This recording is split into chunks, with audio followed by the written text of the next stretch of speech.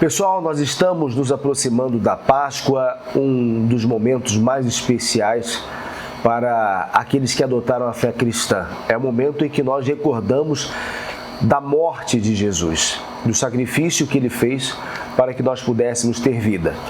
E eu quero trazer uma abordagem relacionada ao julgamento de Jesus. Eu já era para ter feito esse vídeo há algum tempo, há anos, há pelo menos 2 anos, tenho essa ideia e por alguma razão em 2025 eu lembrei dela.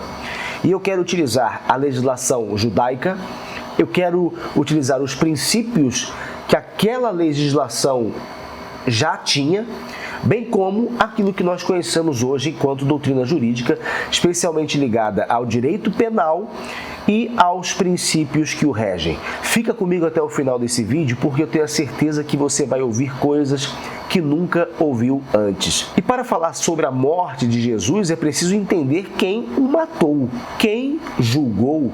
Às vezes você fala sobre a morte de Jesus e nem sabe ao certo quem fez com que ele fosse parar em um tribunal. Para entender isso, é preciso ler o que está escrito em Lucas capítulo 22, versículo 2. Preocupavam-se os principais sacerdotes e os escribas em como tirar a vida de Jesus, porque temiam o povo. Ou seja, a ideia não era apenas aplicar a ele uma penalidade qualquer. A ideia era matá-lo, executá-lo.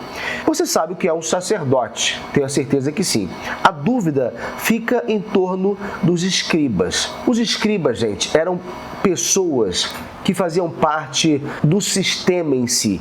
Eram pessoas que entendiam da lei, eram pessoas que sabiam interpretar as escrituras de Moisés. Não raras vezes, e eu vou falar sobre isso mais adiante, os escribas faziam a função de advogados, justamente porque conheciam a lei. Mas era mais comum que eles se parecessem, a olhar com o olhar de hoje, com um promotor, porque justamente estavam do lado do poder e por estar ao lado do poder, trabalharam em conluio com os sacerdotes para poder prender e, consequentemente, matar Jesus. Feita esta contextualização, a gente precisa falar sobre a maneira clandestina como ocorreu a prisão de Jesus. Ela ocorreu de madrugada, havia uma ideia de que não houvessem muitas pessoas do povo próximo a Jesus, porque como ele era uma pessoa benquista, por muita gente isso poderia causar algum alvoroço. Mas a prisão naquele momento da história judaica, ela também tinha regras acerca de como devesse acontecer. E ela não poderia acontecer na calada da noite, tal como ocorreu. Mas era algo premeditado, tal como foi todo o julgamento de Jesus. Se você ler o que está escrito em Lucas 22, versículo 3, cujo título é O Pacto da Traição, você vai perceber que Judas concordou em receber o dinheiro que os sacerdotes pagaram a ele e buscou, a partir dali, uma ocasião de entregar Jesus sem tumulto.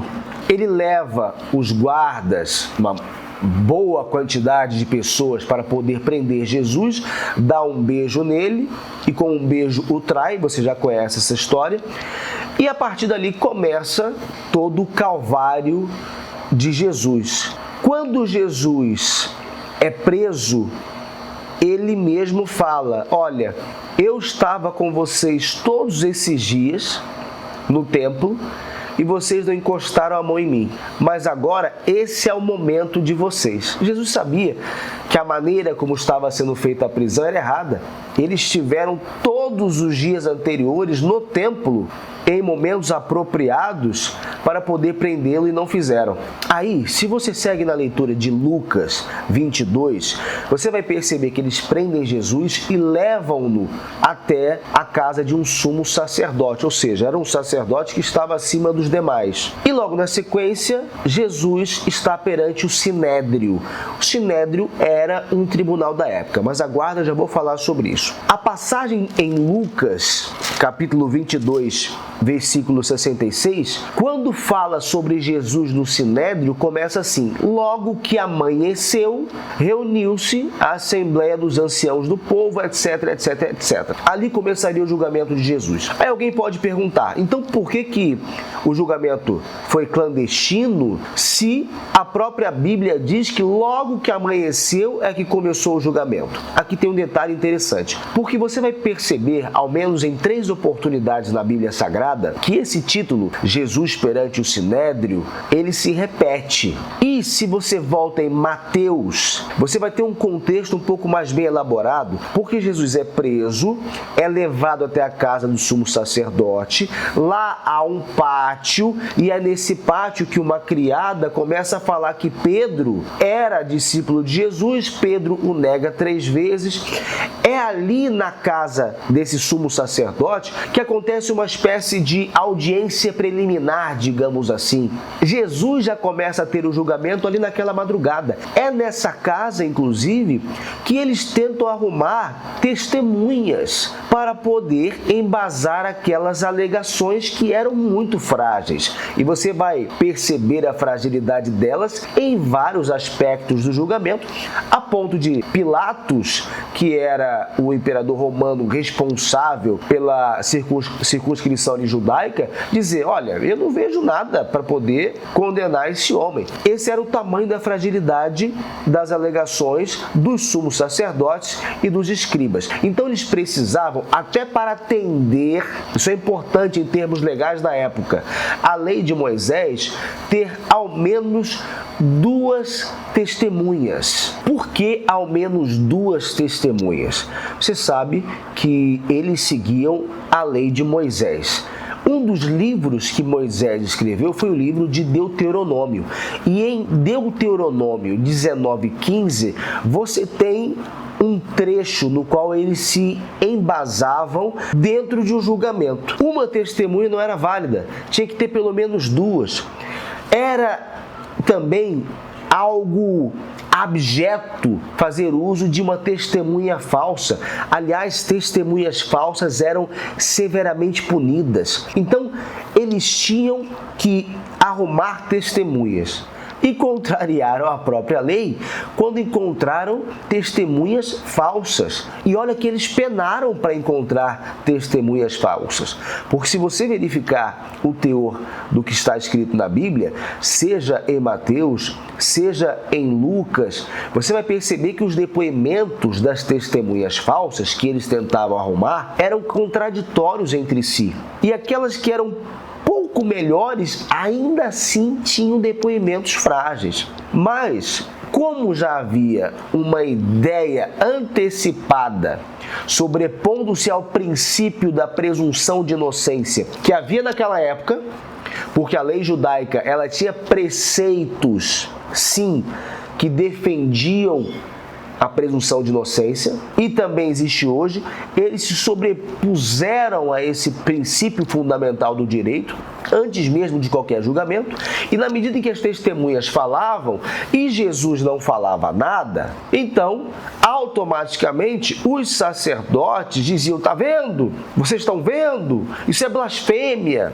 Jesus falava rapidamente, poucas falas, como ele era muito inteligente e já sabia que tudo aquilo tinha que acontecer, ele falava frases como, por exemplo, em resposta a: você é filho de Deus? Ele falava: tu o dizes. Tá vendo? Dizia o sacerdote. Ele está aqui confessando. Não é preciso sequer uma testemunha. Esse era o comportamento dos julgadores. Então eu disse a vocês que Jesus, antes de ir ao Sinédrio pela manhã, estava em uma espécie de audiência preliminar, de modo ilegal e clandestino, na casa de um sumo sacerdote. Ali levantaram-se as testemunhas, falsas, é verdade, e no dia seguinte, sim, Jesus foi colocado no Sinédrio, que era, mal comparando talvez, ou bem, a depender do ponto de vista, eu já vou explicar por quê, um tribunal dos dias de hoje. O Sinédrio, ele era composto de pequeno Sinédrio, que tinha 23 julgadores, compostos entre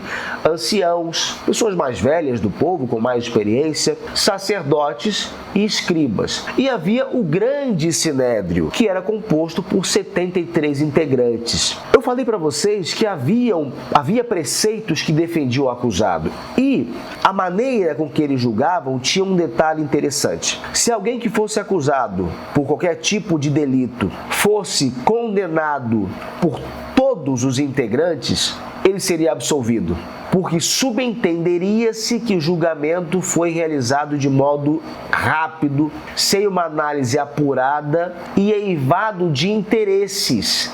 E por tais razões é que todos, sem exceção, queriam aquela condenação. Isso seria mais ou menos uma espécie daquilo que hoje nós chamamos de indúbio pro réu. Aqui há uma possibilidade de erro, porque não é possível que todos tenham querido a prisão dessa pessoa, desse homem, dessa mulher. Então, absolve. Na dúvida, absolve. Mas no caso de Jesus, não. Você não tem relato de um único julgador que tenha se colocado do lado de Jesus. E mesmo assim, contrariando a lei judaica, ele é condenado. Eu sei que a condenação não foi automática a partir do Sinédrio. Ele vai até Pilatos, porque era a regra. Pilatos era o representante de Roma naquele local, e em se tratando de execução, ou seja, morte, como era desde o princípio o desejo daqueles que prenderam Jesus, o Sinédrio não tinha autonomia por si só para, por meio da decisão de seus membros, já matar uma pessoa, levar uma pessoa ao Calvário. Então, era obrigado a levar aquilo que nós consideramos hoje, conhecemos como juiz da execução. Então, por isso, eles levaram até Pilatos. Só que antes de falar sobre Pilatos, eu queria falar acerca da defesa do acusado, porque o julgamento de Jesus, ele é marcado também pela ausência de contraditório. E talvez alguém possa me perguntar o seguinte: havia advocacia naquele momento? Existiam advogados? Eu já falei aqui em alguns vídeos do canal que a advocacia, ela é muito antiga, desde a Grécia Antiga. E quando a gente fala de Grécia Antiga, a gente está falando de 400, 500 anos antes da vinda de Cristo à Terra. Já existiam pessoas que faziam às vezes de um advogado. Só que tal como na época da Grécia Antiga, na época de Jesus, não existiam pessoas que exerciam a profissão de advogado. Não era reconhecidamente uma profissão, mas sim uma vocação, como era a maioria das atividades. Então, quem quisesse defender um acusado no Sinédrio, fosse um amigo, fosse um discípulo, fosse um mestre, poderia fazê-lo, mas tinha que conhecer a lei judaica. Tinha que entender e saber interpretar as leis. Por isso, como eu falei no começo do vídeo, os escribas eram utilizados como advogados em certas circunstâncias. Só que isso tinha que partir da pessoa.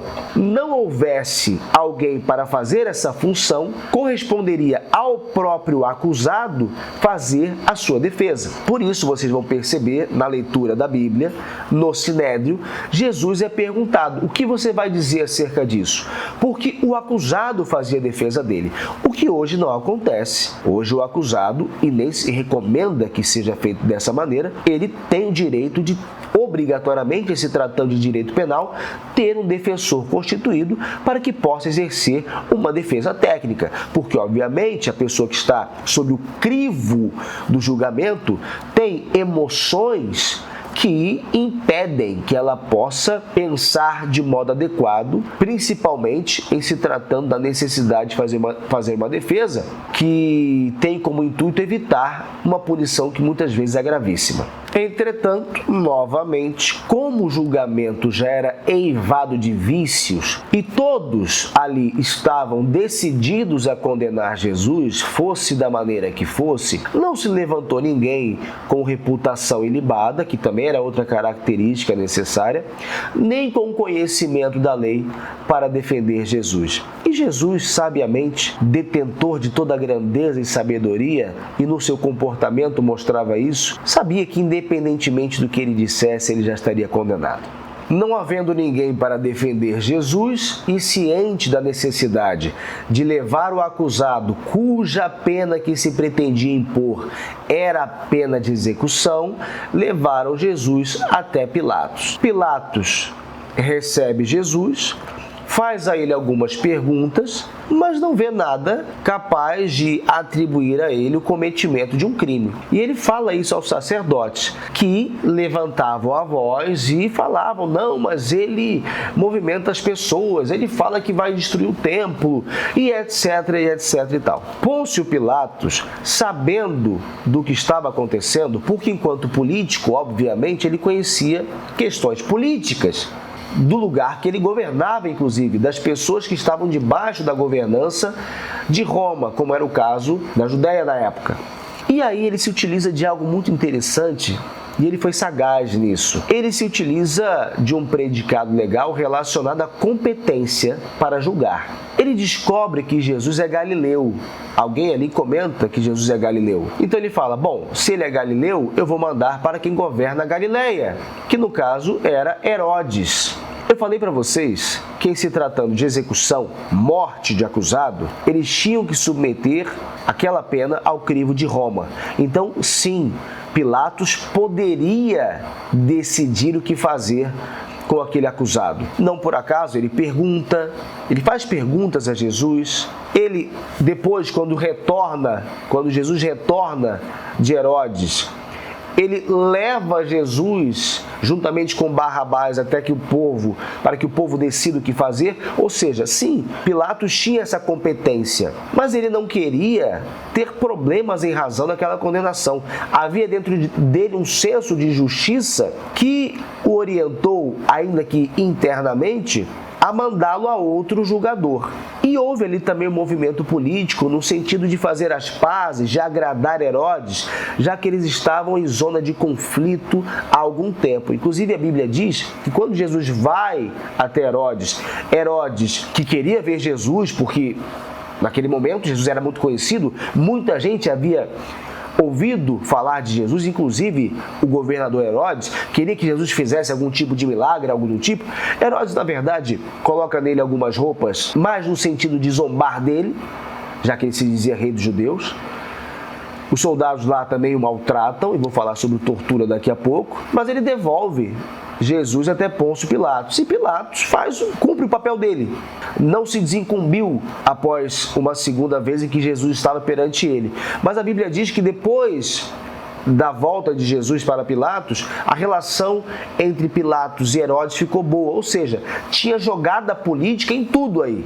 E falando sobre a tortura, que é outro ponto, e talvez aquele que mais chama a atenção quando nós lembramos da morte de Jesus, principalmente pelos filmes que nós já vimos, e principalmente porque nós somos seres humanos, e a Bíblia é muito clara em dizer que Jesus levou sobre si todas as nossas dores, todas as nossas mazelas. Então a gente lembra muito do sacrifício físico de Jesus. E esse sacrifício físico, ele, claro, vai ao ápice do momento em que ele vai ao Calvário e é pregado na cruz, mas antes que isso acontecesse, já no momento da prisão e no momento em que ele sai da casa do sumo sacerdote e aguarda o julgamento no Sinédrio, ele é muito torturado pelos guardas. Os guardas e o próprio povo, quando ele sai do Sinédrio, lá em Mateus fala sobre isso, gostava de fazer uma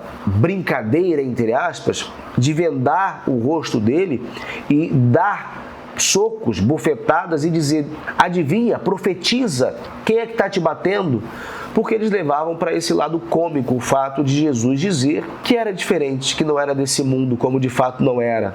e se fosse, não se sujeitaria a tudo isso que se sujeitou. Então, Jesus foi muito torturado. Isso é algo que nem naquela época era aceito, porque, novamente, havia o princípio da presunção de inocência, e você torturar alguém antes de um julgamento, como aconteceu no caso, era também transgredir a lei.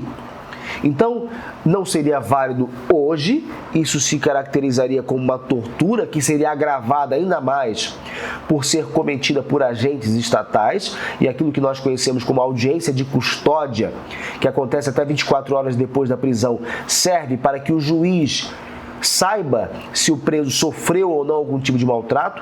Isso não é aceito hoje e tampouco era aceito na época de Jesus, mas aconteceu.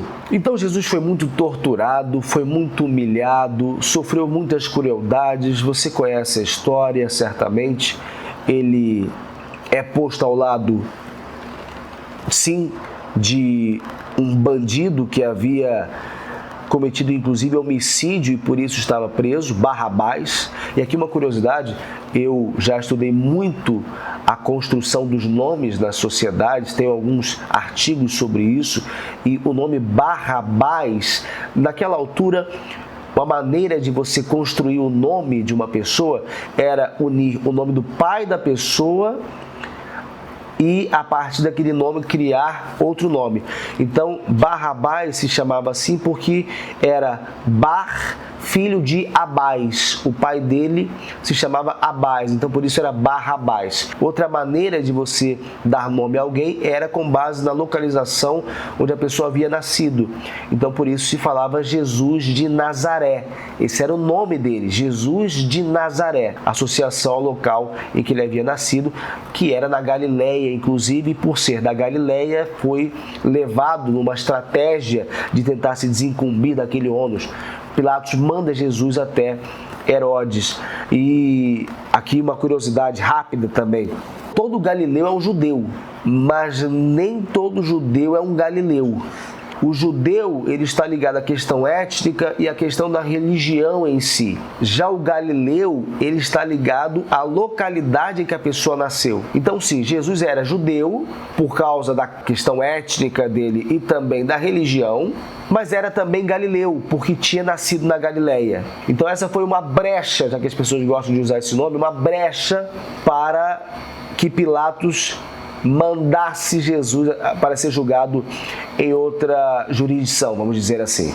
Então, por decisão do próprio povo, Jesus é colocado ao lado indevidamente de Barrabás, embora Pilatos tenha tentado pelo menos por 3 vezes alertar o povo, dizendo: vocês têm certeza? Eu não vi nada nesse homem para que ele possa ser condenado. E até existiam pessoas, certamente, que estavam a favor da soltura de Jesus. Entretanto, tinham medo, certamente, tal como teve Pedro. E aqueles que queriam a liberação de Barrabás falavam mais alto. E assim aconteceu. Barrabás foi solto, Jesus preso, depois foi levado ao Calvário, penou, sofreu muito, até que dissesse: está consumado. E a partir daquele momento nós tivemos um antes e depois. E eu fiz esse vídeo, que já era um desejo antigo, claro, para poder falar acerca de conteúdo jurídico. Eu espero tê-los entretido, e não só isso, passado também, agregado de certa maneira, em termos de conhecimento histórico e técnico. Mas, sobretudo, e deixo agora para o final, essa mensagem que julgo ser a mais importante, principalmente pela data. E Deus sabe que eu não quero aqui fazer qualquer tipo de demagogia, não é isso. Eu me considero cristão e em vários momentos nós, e me incluo nisso, durante a Páscoa esquecemos do real significado dela, daquilo que de fato a torna um símbolo que nos permite hoje, em seu maior significado, ter um acesso amplo a Deus. Antes da morte de Jesus, para ter acesso a Deus, era preciso ter a intermediação de um sacerdote. Não esses que mataram Jesus, um sacerdote de verdade, tal como Zacarias o foi, por exemplo. A partir do momento em que Jesus desce, enviado por Deus, e morre, ele não só carrega sobre si todas as dores, todas as enfermidades, pelas chagas dele, nós fomos curados, é isso que diz a palavra de Deus, na qual eu creio, permitindo que nós não apenas tenhamos saúde e direito a ela hoje, mas principalmente a salvação, a esse contato com Ele. Se você dobra os joelhos e fala com Ele, você consegue porque Ele permite a amplo acesso. E a gente nega isso todas as vezes em que não acredita nessa possibilidade. E você imagina Jesus que sofreu, foi humilhado da forma como foi, nesse julgamento viciado, como o que eu acabei de narrar a você. Ele que passou pela dor da injustiça, e a dor da injustiça é horrível, e eu já vivenciei injustiças durante a minha carreira, e ela é uma dor horrível porque ela é uma dor na alma, aquilo que nos faz sentir, aquilo que está debaixo da nossa pele. Deus, Jesus, sofreu essa dor na alma, além do físico, para que hoje você nem lembre desse sacrifício e se preocupe mais com questões triviais, como, por exemplo, o ovo do coelhinho da Páscoa. Que essa mensagem chegue a você e que ela, de certa forma, não apenas agregue conhecimento técnico, mas também que, de certa forma, algo espiritual toque dentro de você, para que, em memória do que Ele fez hoje, você também se deixe ter esse direito à salvação que Ele quer que você tenha. Para você que não me conhece, eu sou Ian Santos, advogado. Vejo vocês no próximo vídeo.